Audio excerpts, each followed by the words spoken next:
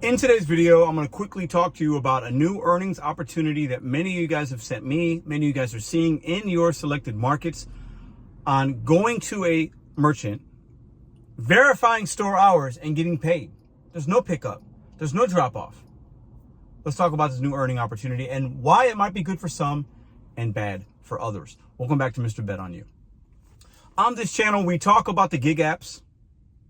We talk about betting on you, setting goals, doing it one day at a time, using this primarily as a side hustle for the majority of you to work towards paying down some debt, putting food on the table, planning for a trip, making it ends meet while you're in between W-2s, whatever you do. Let me put this screenshot here and I'm going to go over these offers with you guys.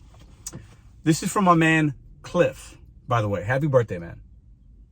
All right, so this first offer, $7.93, 6.5 miles. Not fantastic.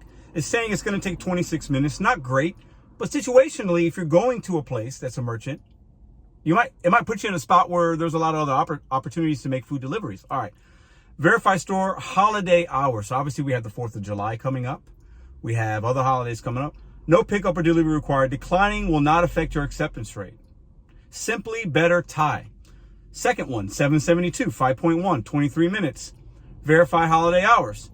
More flavors is a place. No pickup or delivery required. Now, on face value, are you taking some of these? Will it matter time of the day? Let's say it's the middle of the afternoon, you get this, and you just drive to a spot, confirm with the staff. The other screenshot says this. Verify store holiday hours. You'll go to the store and verify their holiday hours with the staff member. Now, some places will have the holiday hours right up on a window. When I worked at Applebee's, we did that. It would have like Christmas, and we're not going to have those signs up yet, but we're going to have other signs that might be up. Interaction in English may be required. That's interesting. That tells me DoorDash knows a lot of people do this work and English is their second language. Decline this offer will not affect your acceptance rate. Now, tell me in the comments situationally when this would be good for you in your market. Would you do them and why? I'll give you mine right now. If it's slow and it leads me in a direction where I want to be, there's obviously restaurants. Usually when there's one restaurant, there's a few around. So if you know that this spot is a spot where you might get an offer proximity-wise when you get there after you confirm the hours, why not do it? Now, if this is taking you in the middle of nowhere, you've never heard of it, the mileage is crazy, doesn't make sense, taking you out of your zone, maybe the monetary value might not be worth the time. But overall, opportunities on any app is always a good thing. Whether it's trash, whether it's bad, they're not all going to be trash. They're not all going to be bad. So, especially since this doesn't affect the acceptance rate, this is a good thing. This is a way, and I'm going to tell you exactly why DoorDash is doing this. But I'm going to tell you why they don't need to be paying out money. But let's get into that next. All right, so they're doing this because clearly, one, they don't have good relations, or they have too many merchants signed up, and they don't have the support team to make the phone call, to send the email. Can you give us updated hours for the holidays? That's all they need to do. Or they would just call the location and do that. Now, I will say this. You could call the store and get that information en route there. Might save you a little bit of time. Also, why is DoorDash spending all this money to get hours of operation when they can do it themselves? Like I just said, they don't have the support. They don't have the relationships with these places. And the most important factor here is when we as DoorDash drivers go to a place and it's the holiday time and we get there and the store is closed, but orders are still going out because the tablet's on or whatever, DoorDash doesn't have the right information for the website, they have to pay us half pay. They have to have an upset customer that either is going to get something not at all, get it late, reroute it to another store that might be open. So they're trying to get ahead of paying out those half pays and having us bog the lines down, bog the chat support with questions, comments, this store's closed, this, that, the other. It's a good thing in your prospective community or zones to have DoorDash know the updated information so that when you can have a little more confidence when you have an order and you're going to it, that the store has the right info and that you're not going to have to just go on an $8 order. You're only getting paid $4 when you expected to get $8. So that's a positive. But DoorDash, let me ask you this question. And y'all can send this to them. I don't do DoorDash anymore, but I can still report on things. Enough people sent me this. DoorDash, let me ask you something real quick. There's an easier way to do this. Why are Dashers, it's an opportunity, but we're using our time, our fuel, or whatever to go to a place, have to interact, because most places aren't going to have signs on doors about the 4th of July or holiday hours. Why don't you just send a correspondence out to the merchants that you have? A quick phone call. You know how long it would take to get that info? It would be really easy. But maybe you're doing it because then, this way, when you get there, that all that information just gets saved in one place instead of having somebody call and then you got to put it in. But this just goes to show, man, we're the runts out here. We're the ants for DoorDash doing their work, helping them out. In return, situationally, it might help you. But DoorDash should know this information. The merchant should provide it to DoorDash.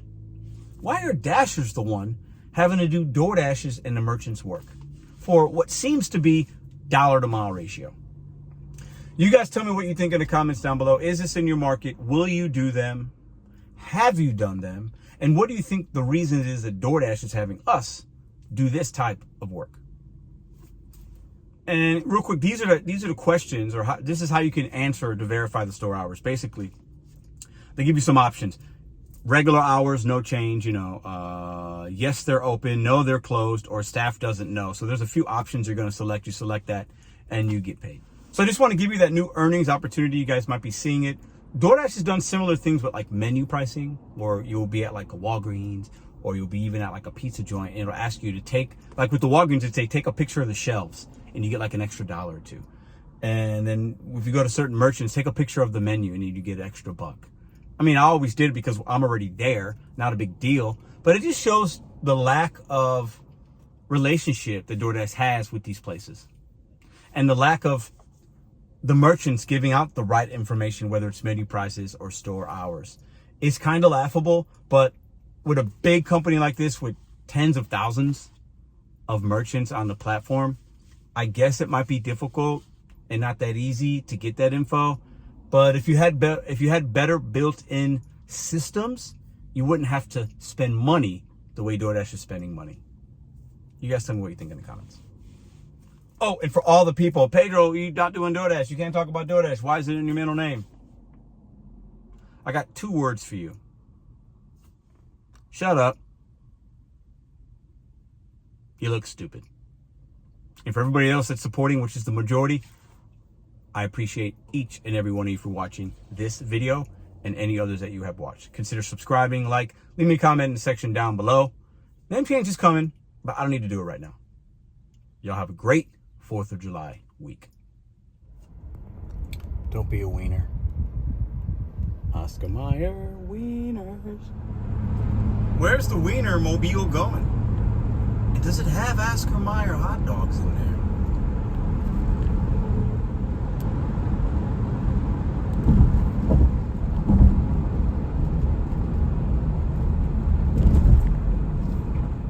I've shown this a few times. This is Busch Stadium where the St. Louis Cardinals play. And that statue right there, I'm going to give you all a minute to tell me who it is. This is the third base entrance. That statue you see, who is that? Left-handed batter? Left-handed batter. Who is that? All right, I'll tell you right now. Stan, the man, usual. Some would say the best Cardinal ever. Many would probably say second, Albert Pujols being number 1. Maybe even Bob Gibson up there too. But that's Stan the Man usual. And that is St. Louis Cardinals baseball. There's your little arch view for you guys that like to arch, peeking behind those buildings. Y'all have a great day.